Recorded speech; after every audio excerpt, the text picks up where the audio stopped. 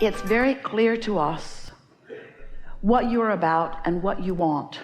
And it is our absolute promise to you that we will satisfy the things that you want to know about, because they are very clear. It's going to be a really good day. Everything that is spoken, and you'll hear it, you also may very well receive it. You also may very well identify with it, and for sure, you will emit your own vibrational place of being. So just relax and enjoy the moving closer to who you really are. Your ability to comprehend is going to come on in a fuller way than it usually is. You're going to understand things. And as we talk, your feeling of understanding is going to wrap all around you, and you're going to feel better than usual. And when you leave, that understanding will sustain for a while. But as you try to explain what you know to others, you may not know it quite as well when you are not in this close proximity. But this is the point that we're wanting to make with you.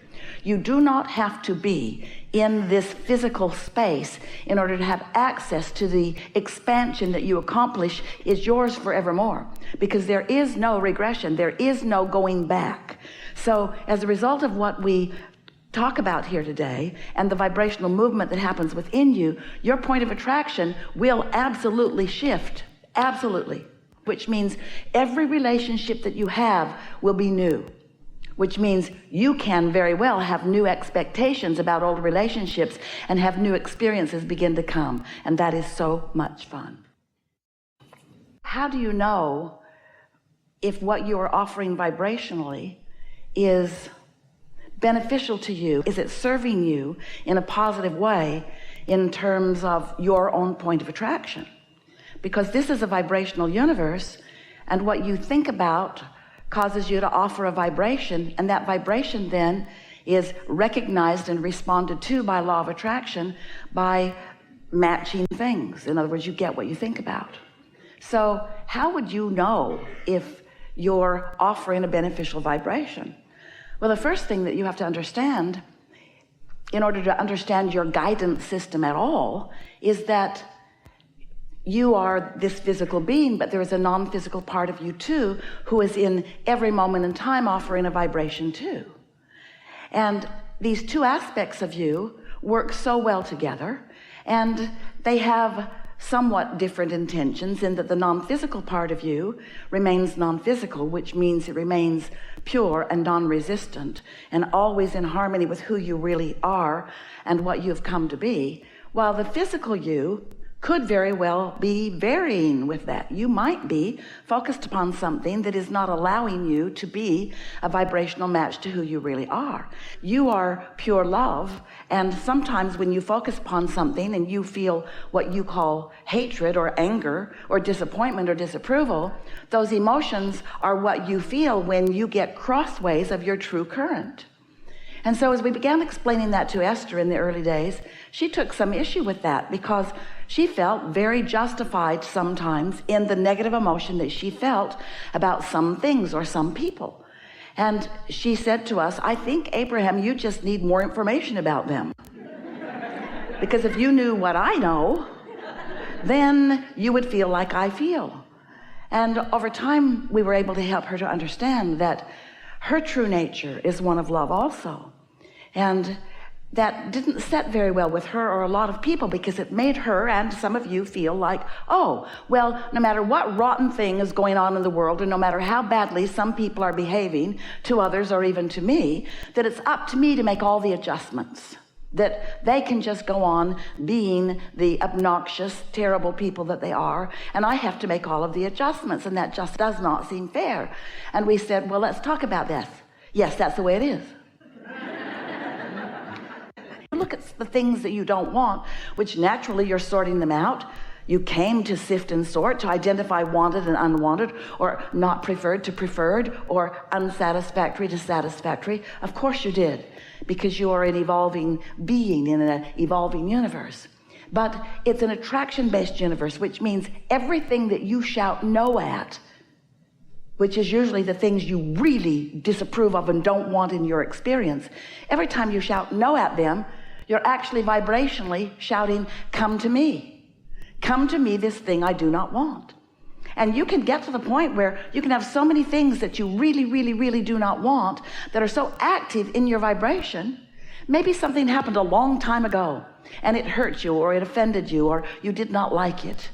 But if you do not continue to regurgitate it and talk about it and tell the story of it, that vibration will dissipate and it will no longer be a part of your attraction. But if you keep remembering it, if you keep focusing on it, if you keep activating it, if you keep renewing it in your now vibration, which is where all of your power is, if you keep renewing that thing that happened yesterday or 10 years ago or 20 years ago or 30 years ago, if you keep renewing it and making it active in your now vibration, then it continues to be that vibrational resistance or stumbling block or active vibration. A belief is just a thought you continue to think. An active belief that prevents you from the clear vibration of attracting what you really want. So what happens with most humans is you move through life and you know what you don't want and you know what you do want. So you are emanating these clear rockets of desires or preferences that the non-physical part of you, who stayed non-physical while you came into your body, the non-physical part of you focuses upon what you have mined from the life experience, focuses upon the new decisions and preferences and intentions that you have found, and then gives undivided attention to that. No lackful thought coming from your inner being. What vibration are you offering? Because sometimes you think you're offering a vibration that's in harmony with your desire and in harmony with who you are because you're smiling and using positive words. And we say, you cannot fake it till you make it, because you can't offer words that you do not feel and affect your vibration in any way. And so sometimes you're offering a vibration or a statement from a feeling place of the absence of what you want. And that's what we want to help you to become more aware of, because that's the one subtle piece that once you recognize it, then you will so much more steadily be moving toward the allowing of what you want. And you'll be in this receiving mode where you'll receive impulses and ideas and words to say and places to be, and your timing will be so magnificent as you rendezvous with all other cooperative components that will assist you in the delicious life that you've intended to live, as you can then witness the magnificent unfolding of things in this never-ending creation that is you. You are the only one who can contour your vibration or contour your point of attraction. And so when you realize that even though some circumstance or event or other individual is a object of your attention, and as you are observing them or giving your attention to them, you are feeling uncomfortable, still it is your control of the way you look or the aspects that you look for that makes the difference in whether you separate's too strong of a word, but move away from your own inner being or move towards your own inner being. And when you move towards your inner being, you feel better. And when you move away from your inner being, you feel worse. In other words, this is the way your guidance system works. And so when once you've launched this rocket, once you've identified with clarity what you prefer, and sometimes it takes a little bit of life experience to do that. Once you have identified that you want something, then as you think about what you want and you talk about what you want, then you move in the direction of what you want, and you feel so good because your vibration has smoothed out. You have become a cooperative component to your own creation, and you are in sync with the broader part of you, which is where all satisfaction comes from. But as humans, you sometimes, often, an unreasonable amount of time as far as we are concerned, you care what other humans think about things more than you do about finding resonance with the greater part of you, with this very wise, very old, very expansive part of you. And so often, instead of moving in the direction of who you really are, you move in the opposite direction of who you are and what you want, by continuing to point out why you want that, by beating the drum of what's wrong in the being without it.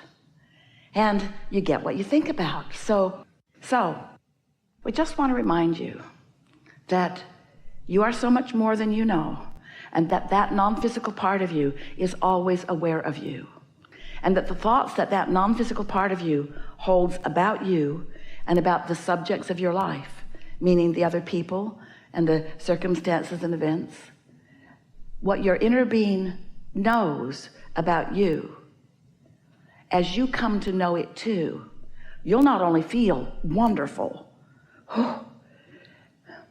because it feels good to feel good, but you will then be the witnesser of the universe and its universal power and focus, working things out for you. It's so delicious to be this leading edge creator that you are in your physical body and working with the laws and the power of the universe. And it is so hard to be working against it. And without even knowing it, you've picked up physical habits along your trail that cause you to work against yourself. Nobody else has any power against you. So it doesn't matter what anybody else is doing, they can't negatively affect you. But what you think about them can negatively affect you. It's what you think about what's going on with them, because it has to be an active vibration within you to affect you. So an active vibration within you could be about a lot of things, couldn't it? And so that's what we want to help you recognize and clarify and clean up just a little bit if you want to. Over time, Esther has come to understand, and you are coming to understand too, perhaps, that you didn't come here to change the world so that you can feel better. You came here in order to acknowledge your own perception and acknowledge your own point of attraction and see things from a big enough picture that you can stay in balance, because once you are in balance, then you can move about with more freedom without feeling like you need to control the uncontrollable. Aren't you ready to give that up? If you have mastered control over your children, you've done them a great disservice. And we promise you, you haven't. They just got sneakier. You're not controlling them. They're just not doing the things they want to do when you're around. You teach deception by insisting that they be the way that you want them to be rather than the way that they are choosing to be. We know we can feel a little panic in the room that, oh, that means we should just let everybody do whatever they want to do. Pretty much, you don't have much other choice. But you can control your own point of attraction. And here's the most important thing.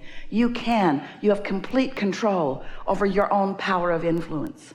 Because when you take the time, and it does take some conscious attention, to come into alignment consistently, steadily with who you really are, the leverage of non-physical energy that moves to you and through you makes you a very influential, very uplifting person. And when you think about it, those that you are wanting to control most are usually those whom you love the most. And so it's only when you are in love, it's only when you are in that vibration of wholeness that your influence is such that you can then be like a satellite dish maybe that is beamed down closer to where they are, offering, emanating, oozing a vibration that is so in sync with the God force that you are, the love that you are, that they can then maybe come under your influence a little bit.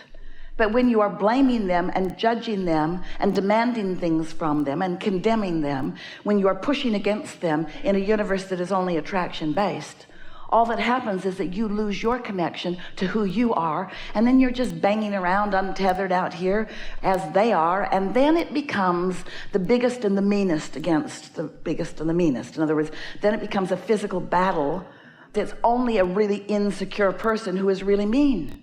Because someone who's really tuned into source energy doesn't feel that defensiveness, doesn't feel that need to gather together others and push hard against others. This is a universe based upon attraction. There's no exclusion in this universe. It's all attraction.